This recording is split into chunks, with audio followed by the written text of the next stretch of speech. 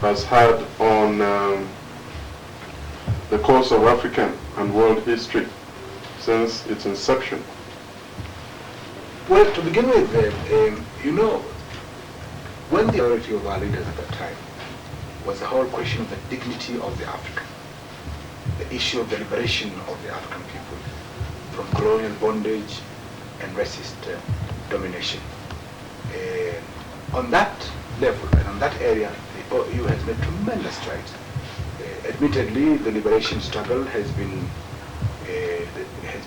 carried out by the people themselves and the liberation movements. So the first credit for the victory of the liberation struggle must essentially go to the people who have been fighting. But the success of this victory has been made possible to a very large extent by the coordinated approach, the solidarity demonstrated by the African countries, and the internationalization of the struggle, which again has been made possible by a coordinated approach of the African states. So in the field of liberation, that's one area where I think Africa has made tremendous impact, and the OAU can claim justifiable credit for that. Now, what will be the principal agenda, the components of the OAU's agenda over the next decade, so to speak? Well, the agenda of the OAU in the next decade must essentially be an extension of the agenda of the previous decades. We fought for freedom. Now we are free. But what is the meaning of this freedom? We did not fight simply so that each and every country of the OAU should have its own flag and should have its own seat with the United Nations. But that's good. It satisfies our, it gives us a sense of confidence. We are happy about it. But that's not what Africa fought for. We fought for our freedom so as to make sure that the standard of living of our people can improve, that Africa can have its own impact on the international scene, and that we can be also important actors in this world, which is becoming increasingly interdependent, in which Africa has to play its own role.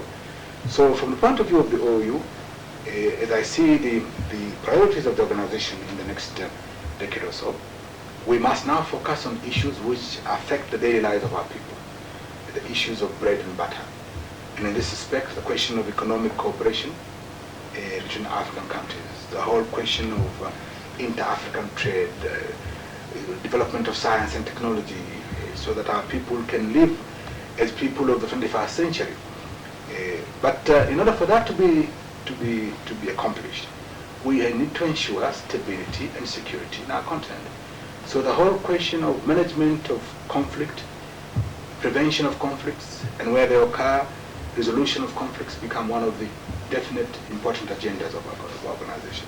At the same time, the question of management of change in our continent, so that through the management of change, the management of conflicts, and the promotion of economic cooperation and economic development, Africa can move into the 21st century, not at par with the rest of the world because we are far behind, but at least in a position where we can, with confidence, say that we also belong to the 21st century. Now, talking about conflict resolution, Your Excellency, the impression which one gets is that the OAU is apparently impotent when it comes to resolving African problems. Cite the example of the Rwandan or the Liberian or the Somali or the Sudanese imbroglios. Not to mention that even the seat of the OAU itself was for a very long time involved in fighting, and the OAU didn't seem to be in a position to exercise influence. What sort of explanation would you be able to give for this? Well, I like your question because it talks of apparent impotence. I'll make 2 or 3 points on this. First, there is no denying the fact that the OAU has not been able to address itself very effectively to the issue of conflict. And this has a reason. You know, historically, the question of internal conflicts was considered a no-go area for the OAU. It was considered that the OAU could deal with everything except in areas which are considered to be within the domestic jurisdiction of member states. And so, whereas the OAU in the past has made very good and sometimes successful efforts at conflict resolution when it comes to interstate conflicts, it has not been successful when it comes to internal conflicts. And to say it has not been successful really is to exaggerate the point. I would say that it has not been involved in matters of internal conflicts. It's only recently, and I would say quite frankly only 2 years ago, when the heads of states met in Addis Ababa and decided through their declaration that the African countries have also to be involved on the issues of internal conflicts, because an ostrich-like behavior does not help the OAU, it does not help individual African countries, and certainly erodes the credibility of our continent. And so for the last 2 years we have begun to be more involved in the question of conflict. But again, we are just beginning a new experience. And in some cases we have made some progress, in some cases we haven't. Now let me make 2 or 3 points on that also. First, in the final analysis, the capacity of the OAU or any international organization to resolve any given conflict, whether it is in Africa or elsewhere, will also depend to a very, very great extent on the degree of cooperation, the attitude of the conflicting parties. So you need a priori the cooperation of the conflicting parties. And in all of the examples you have mentioned, let me say that this cooperation has not been all that forthcoming. Secondly, we have to have the resources. The OAU, as I say, this is a new area. We are now in the process of enhancing the capacity of our organization, the institutional capacity of the organization to be able to handle these conflicts. But at the same time, we hope to mobilize additional, sufficient resources for us to be effective. The third point I wanted to make is that, I always hear of criticism being made against Africa because of the prevalence of conflicts. And always people tend to point a finger either at the OAU or individual African governments. What are you people doing about conflicts? Now I think really one has to be fair, and this criticism should be balanced. I believe very firmly that the OAU has to address itself to the question of conflicts. I believe that Africa owes it to itself to ensure that we address ourselves to these conflicts, and we must get the witherall to do so. But at the same time, conflicts are not an exclusive monopoly of African countries.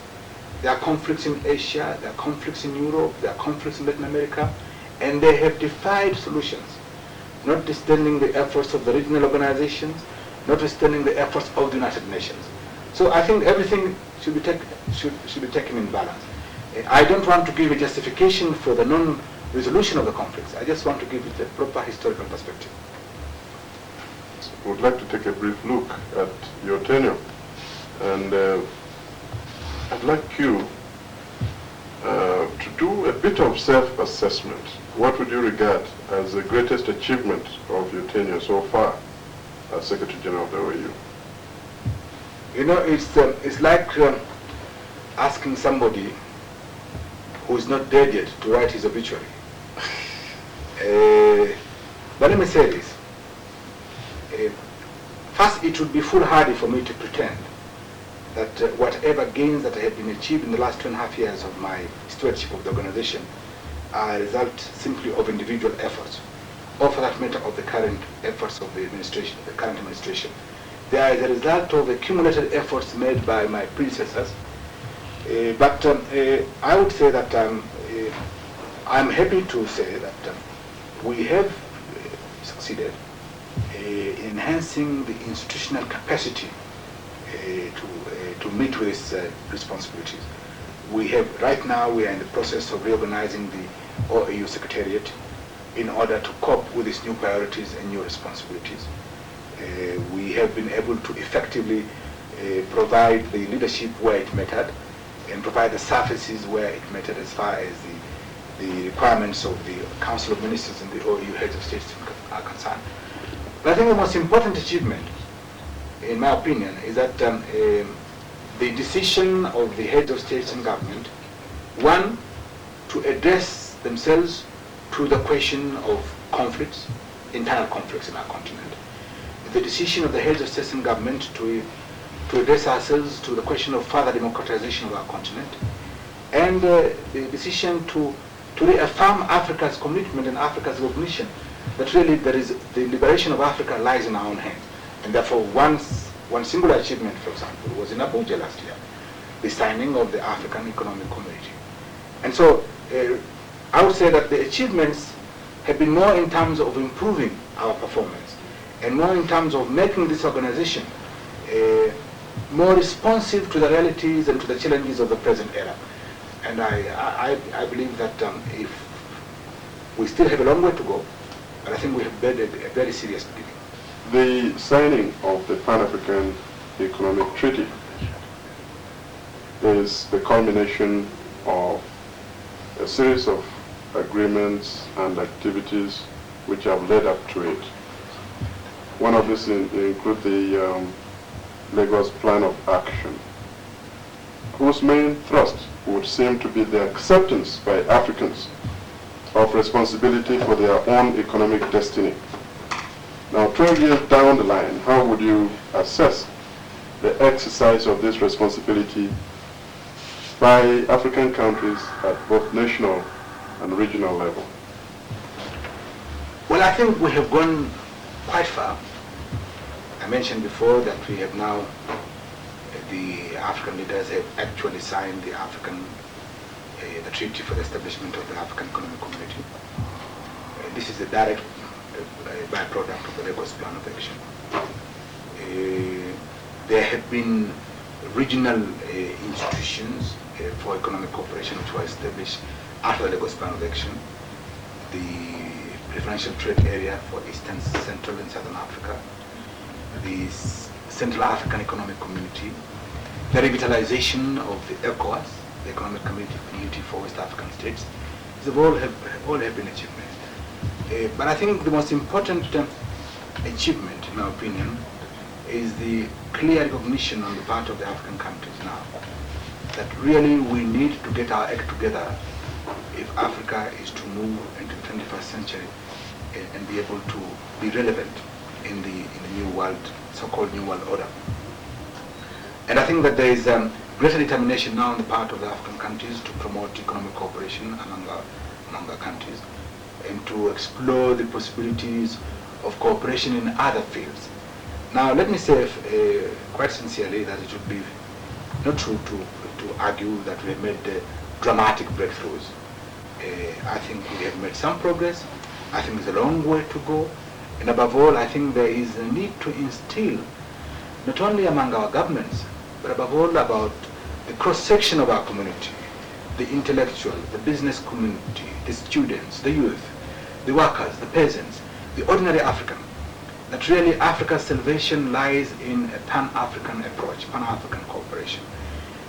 That without this cooperation, we will be in a very, very difficult situation. And as I said elsewhere, it is my firm judgment that African countries, as individuals, no matter how powerful, no matter how strong they may be, they're in no position to make a real difference in the real world. But African countries working together as a collective can make a major difference. And so the challenge of the Lagos Plan of Action and the challenge of the Pan-African Economic Community is for Africa to look inward. Look inward without being anti-international, but look inward first and see what African countries can do for ourselves to bring about economic development and the betterment of our people.